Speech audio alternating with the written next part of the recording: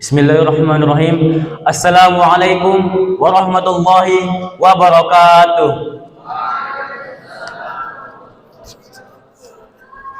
Innal hamdalillah na'buduhu wa nasta'inuhu wa nastaghfir wa na'udzu billahi min shururi anfusina wa min sayyiati a'malina may yahdihillahu fala mudilla lahu wa may yudlil fala hadiya lahu. Asyhadu an la ilaha illallah wa asyhadu anna Muhammadan abduhu wa rasuluh. Ya Nabi ya ba'da. Pertama-tama, marilah kita panjatkan puja dan puji syukur kita atas kehadirat Allah Subhanahu wa taala.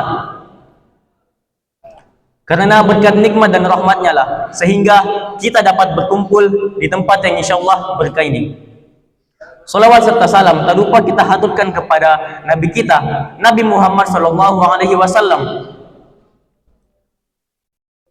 Karena beliaulah yang telah membawa dari zaman kegelapan menuju zaman yang terang benderang seperti saat ini. Bully merupakan satu kata yang dapat menghancurkan suatu generasi atau bangsa. Bullying bukanlah sekedar lelucon atau permainan. Ini merupakan tindak kekerasan baik secara fisik, verbal maupun mental yang dapat meninggalkan bekas luka yang mendalam bagi para korbannya, bekas luka yang seringkali tak terlihat di permukaan. Bullying bukanlah hanya soal pelaku dan korban, melainkan ini merupakan persoalan kita semua. Setiap kali kita diam saat melihat bullying terjadi, kita menjadi bagian dari masalah tersebut. Ketika kita tidak bertindak, kita sebenarnya sedang mendukung perbuatan bullying tersebut, bahkan tanpa kita sadari. Kita semua memiliki tanggung jawab untuk melawan bullying. Mulailah dari diri sendiri. Jadilah orang yang berani berkata tidak pada bullying, baik di dunia nyata maupun di dunia maya. Jangan pernah merendahkan orang lain hanya karena merasa diri kita yang paling hebat, dan jangan pernah berada di lingkaran kekerasan yang hanya dapat menambah penderitaan bagi orang lain.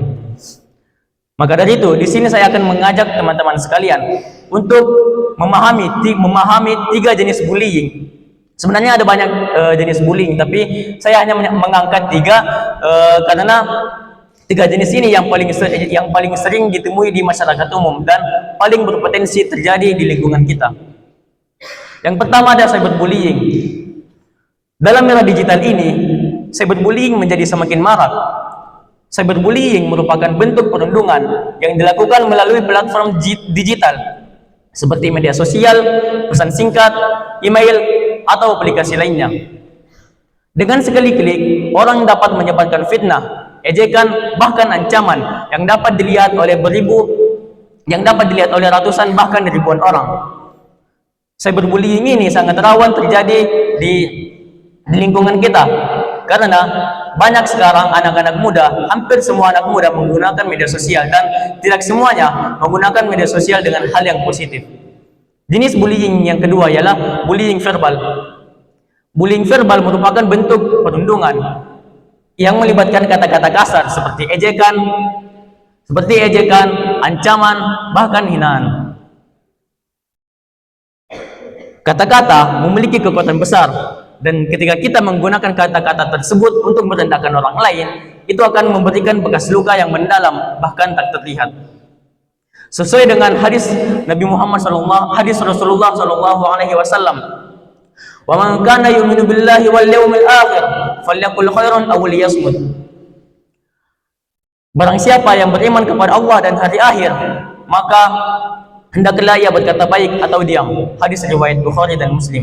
Dan firman Allah dalam potongan ayat Quran surah Al-Hujurat ayat 11, "Wala talmizu anfusakum wala tanabazu bil alqab."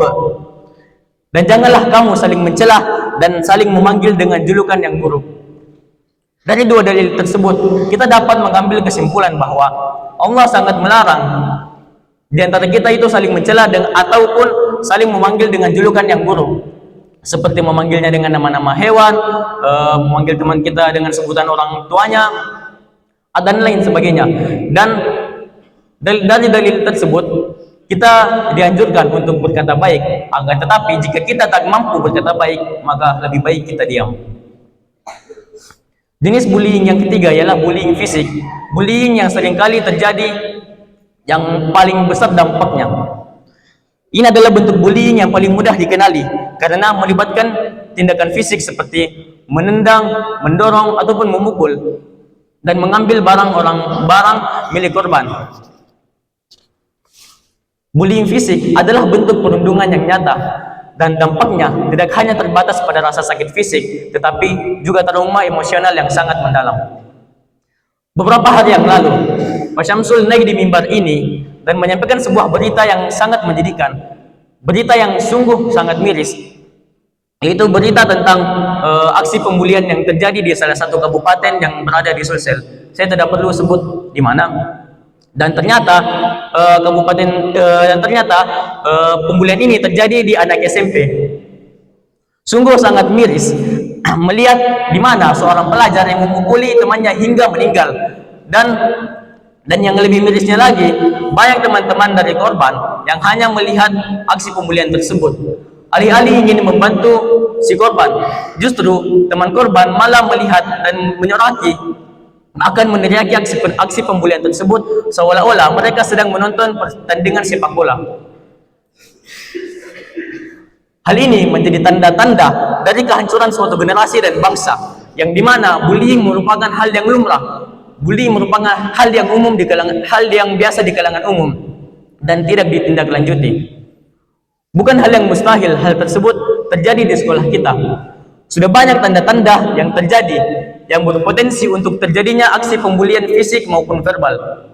Seperti contoh, bercandaan main pukul-pukulan yang dapat berakhir menjadi sebuah pertengkaran atau pembulian. Maka dari itu, mari menciptakan lingkungan yang harmonis, lingkungan yang jauh dari kata bully, lingkungan yang jauh dari kata toksik. Mari menciptakan lingkungan yang penuh dengan keramahan dan hal-hal yang positif. Mari kita bersama-sama melawan bullying. Mari kita jadikan dunia ini tempat di mana seseorang bisa merasakan aman, dihargai dan dicintai, dan tidak ada ruang bagi kekerasan, kebencian dan ketidakadilan dalam masyarakat. Mungkin itu saja yang dapat saya sampaikan. Semoga kultum saya ini menyadarkan kita betapa bahayanya bullying. Wabillahi taufiq wal hidayah. Wassalamualaikum warahmatullahi wabarakatuh.